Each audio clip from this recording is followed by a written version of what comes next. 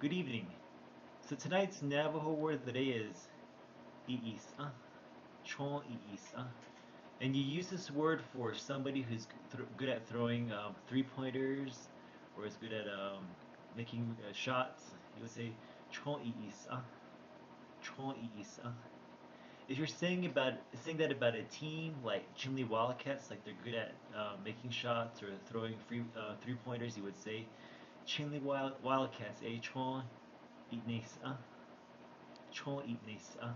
And that's today's Navajo word of the day, Chxó i'isa.